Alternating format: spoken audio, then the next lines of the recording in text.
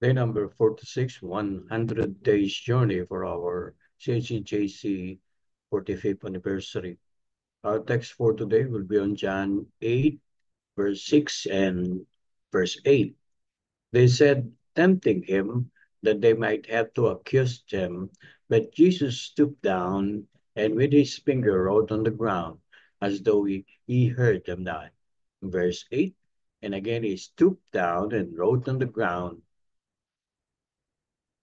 Hindi ba ninyo naisip bakit dalawang beses yumuko at nagsulat ang Panginoong Yesus nang iharap sa kanyang babaeng nahuli sa pangangalo niya?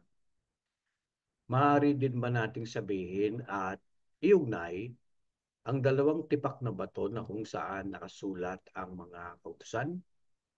Ang mga nagabla sa babae ay unti-unting nagsialisan nang marahil kanilang nabasa ang isinulat ng Panginoong Yesus at nang kanyang sabihin, ang walang kasalanan ng unang pumukol sa kanya ay umalingaw ang tinig na yon na nangusap sa kanilang mga damdamin.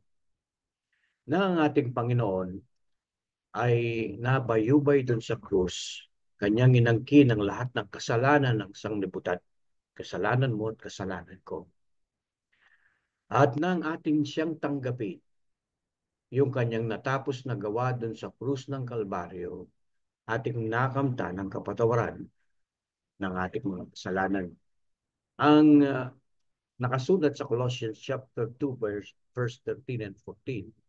And you being dead in your sins and the uncircumcision of your flesh, and he quickened together with him, having forgiven you all trespasses, blotting out the handwriting of ordinances that was against us, which was contrary to us, and took it out of the way, nailing it to the cross.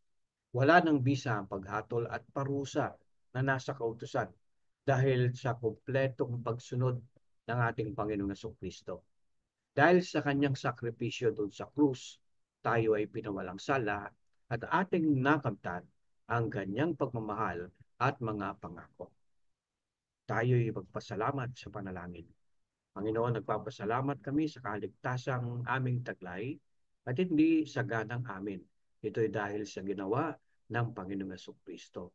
Nagpupuri po kami dahil sa kapatawaran ng aming mga kasalanan at dun sa natapos na ginawa ng aming Panginoong Yesus. Salamat sa biyaya at kaligtasan. Sa pangalan ni Jesus. Amen.